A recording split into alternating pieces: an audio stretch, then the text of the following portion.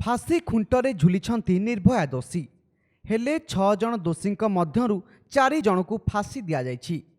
अन्य 2 जणक मध्यरु गाड़ी driver jail रे ही सुइसाइड करथिला आउ अन्य जणे थिला नाबालक। समस्तक नाम पदाकु आसीथिबा बेले तांको नाम केही भी जानि नाहंती। सूचना अनुसार से नाबालक ही निर्भया को अत्यंत कष्ट देथिला। गिरफ परे देशवासी से नाबालक चेहरा देखि नथिले।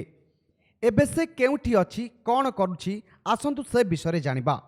दोषी जनकु किछि मास परे 18 वर्ष होइथांता, किंतु अदालत आईन अनुसार से दोषी को नाबालक साब्यस्त करा जाई दंड देबा बदल रे सुधार गृह को पठा जाइथिला।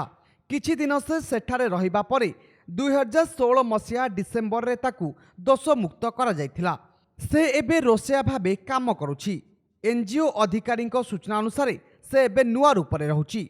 एपरिकी तार नाम मध्य नुआ रही। दिल्ली रे से प्रेक्षण गृह रे खाद्य प्रस्तुत काम शिखिथिला। तेबे से दोषमुक्त हेबा परे राजधानी ठारू बहुत दूर को ताकू पठाई दिया जायछि, जेमिति केही ता विषय जानि पारिबे नाही। एपरिकी किछि दिन व्यवधान रे ताकू अन्यत्र स्थानांतर मध्य करा जाउछि। दुष्कर्मकारींक मध्य रे एथिला पंचम व्यक्ति।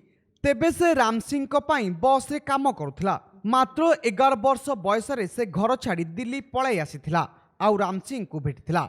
सेही दिन ठारू से तांकरी पाखरे बस सफा करुथिला। 2012 मसिया डिसेम्बर 16 तारिख राति रे निर्भया दुष्कर्म शिकार होइथिला। आउ से मध्य सेतेबेले खलनायकंक मध्य रे आउ एक खलनायक थिला। Bureau report, Konark news.